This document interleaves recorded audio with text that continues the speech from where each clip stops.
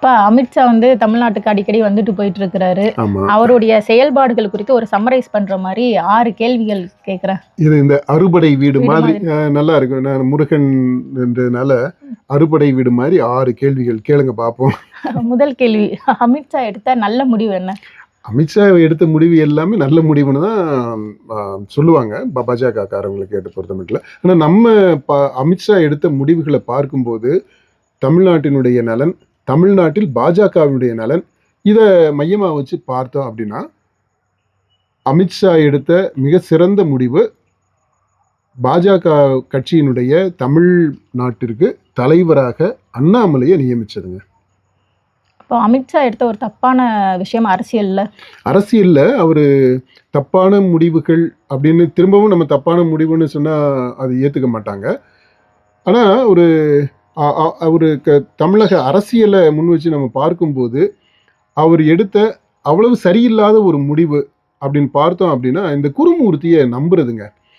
குருமூர்த்திக்கு அவ்வளோ முக்கியத்துவம் கொடுத்து கட்சி விஷயமாக இருந்தாலும் சரி, கூட்டணி விஷயமாக இருந்தாலும் சரி, கூட்டணி கட்சிகளுடைய விஷயமாக இருந்தாலும் சரி, எல்லாத்துலேயும் இந்த குருமூர்த்தியை கொண்டு வந்து நுழைச்சிக்கிட்டு இருக்கிறது, அவருடைய மீடியேஷன், அது அவருடைய அறிவு திறமையை அளவுக்கு அதிகமாக நம்புறது மாதிரி தெரியுது. ஐ think that is a mistake.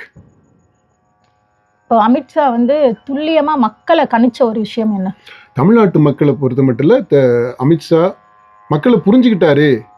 ஒரு அஸ் எ ஸ்ட்ராட்டஜிஸ்ட்டு களத்தில் இருந்து பணி செய்யக்கூடிய அனுபவசாலி அவர். மைக்ரோ மேனேஜ்மெண்ட் எல்லாம் சிறப்பாக பண்ணுவார் அப்படின்றாங்க. அந்த விதத்தில் நம்ம பார்க்கும்போது அவர் தமிழக மக்களுடைய நாடியை சரியாக கணிச்சு சொல்லியிருக்கிறாரு அப்படின்னா அது தமிழக மக்கள் கூட்டணி ஆட்சிக்கு தயாராக இருக்கிறார்கள் அப்படின்றது. அவருடைய இயலாமை அஸ் எ பொலிட்டிக்கல் ஸ்ட்ராட்டஜிஸ்ட் தன்னுடைய இயலாமையை ஒரு கன்ஃபெஷன் மாதிரி அவர் சொல்லியிருக்கிறாரு அப்படின்னா அது ஒரு கான்டெக்ஸ்டில் சொல்லியிருக்கிறாப்புல. But I think that is valid. அதாவது ஸ்டாலினை இந்த அமித்ஷாவால் ஆட்சியிலிருந்து துரத்த முடியாது அப்படின்றது கண்டிப்பாக அது ஒரு அவருடைய இயலாமை தான்.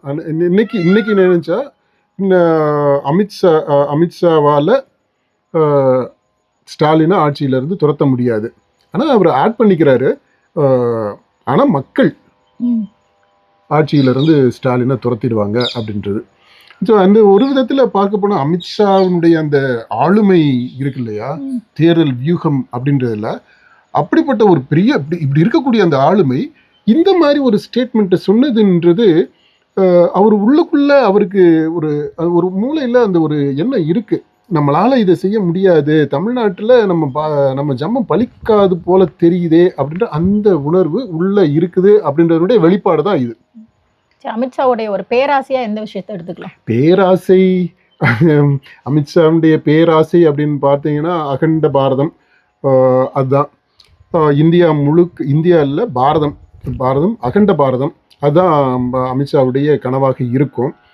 தமிழ்நாட்டை பொறுத்த மட்டும் தமிழ்நாட்டில் இப்போ பேசிக்கிட்டு இருக்கிறது கூட்டணி ஆட்சி, என்டிஏ தலைமையில் ஆட்சி, வெஸ்ட் பெங்கால்லையும் தமிழ்நாட்டிலையும் நின்றது.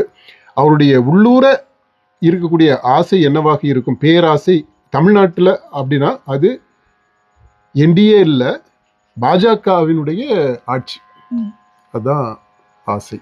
அமித்ஷா சொன்ன ஒரு பொய், அமித்ஷா பொய் அரசியலில் வந்துட்டா உண்மையை சொல்கிறது பொய்யை சொல்கிறதுன்னெல்லாம் பிரிச்சே பார்க்க முடியாதுங்க. யார் எப்போ உண்மையை சொல்கிறாங்க, யார் எப்போ பொய் சொல்கிறாங்கன்னெல்லாம் நமக்கு தெரியாது, அவங்களுக்கே தெரியாது.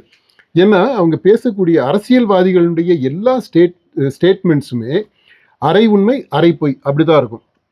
இப்போ அந்த பேக்ரவுண்டில் அமித்ஷா சொன்னதில் முழு உண்மை இல்லாதது அப்படின்னு நம்ம பார்த்தோம் அப்படின்னா அது இந்த திருப்பரங்குன்றத்தை சிக்கந்தர் மலைன்னு சொல்லி திமுக அரசு சொல்லிடுச்சு அப்படின்னு சொன்னார் பார்த்தீங்களா. அது ஏன்னா திமுக அரசுக்கும் சிக்கந்தர் மலைன்னு சொல்றதுக்கும் சம்மந்தம் இல்லை. அடுத்து ஏன்னா திமுகவுக்கு முன்னாடி இருந்தே அந்த சிக்கந்தர் மலை இருக்கு. அப்புறம் சிக்கந்தர் மலைக்கும் திருப்பரங்குன்றத்தில் இருக்கக்கூடிய முருகனுக்கும் இதுவரைக்கும் பெரிய முரண்பாடுகள் இருந்தது இல்லை. அது லீகலாக ஒரு டிஸ்பியூட் ஓடிக்கிட்டு இருக்கு. மற்றபடி உணர்வுகளை பொறுத்த மட்டும் இல்லை, ரெண்டு பேருக்குமே இணக்கமான ஒரு உறவு தான் இருந்திருக்கு.